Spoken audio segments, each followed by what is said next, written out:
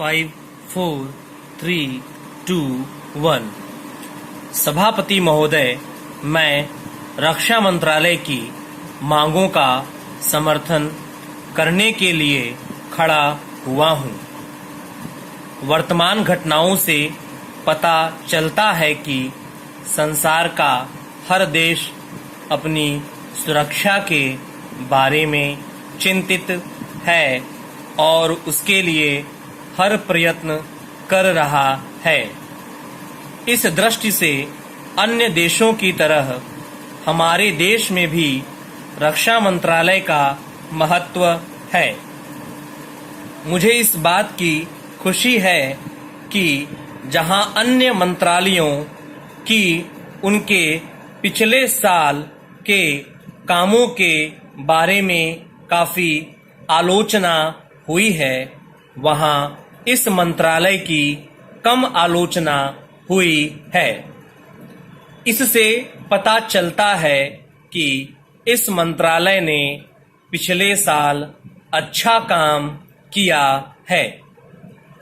मोटे तौर पर किसी भी देश की सुरक्षा नीति का लक्ष्य यह होता है कि दूसरे देशों, खास तौर से पड़ोसी देशों के साथ मित्रता के संबंध स्थापित हों और हम एक दूसरे के मामलों में हस्तक्षेप न करें, लेकिन उसके साथ यह भी जरूरी होता है कि हम अपने देश की सीमाओं और अखंडता की रक्षा करें। इसलिए हमारे देश का यह कर्तव्य हो जाता है कि हम अपने पड़ोसियों के कार्यों पर पूरी नजर रखें, क्योंकि आज तक हमारे देश पर जो संकट आए वे हमारे पड़ोसियों से आए हैं। 1965 में पाकिस्तान के साथ जो लड़ाई हुई और उसके बाद ताशकंद में जो समझौता हुआ, वह सिर्फ कागज पर ही रहा। पाकिस्तान ने उस पर कोई अमल नहीं किया।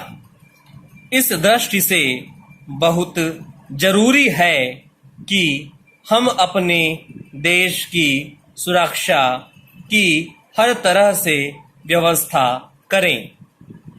हमारा उद्देश्य दूसरों पर आक्रमण करना नहीं है, लेकिन यदि हम पर कोई आक्रमण करे तो हम में इतनी शक्ति अवश्य होनी चाहिए कि हम उसका डटकर सामना कर सकें। आप जानते हैं कि पिछले दिनों पाकिस्तान को अमेरिका और चीन से काफी मदद मिली है। रक्षा मंत्रालय की रिपोर्ट में भी कहा गया है कि पिछले साल अमेरिका ने पाकिस्तान को 1500 करोड़ रुपए की फौजी सहायता दी है। आज जहां हम फौजी सामान के लिए अपने कारखानों की मदद से अपनी शक्ति बढ़ाने का प्रयत्न कर रहे हैं, वहां पाकिस्तान संसार के देशों से फौजी सामान खरीद रहा है। अपनी नीति के कारण वह सब देशों से लाभ उठा रहा है।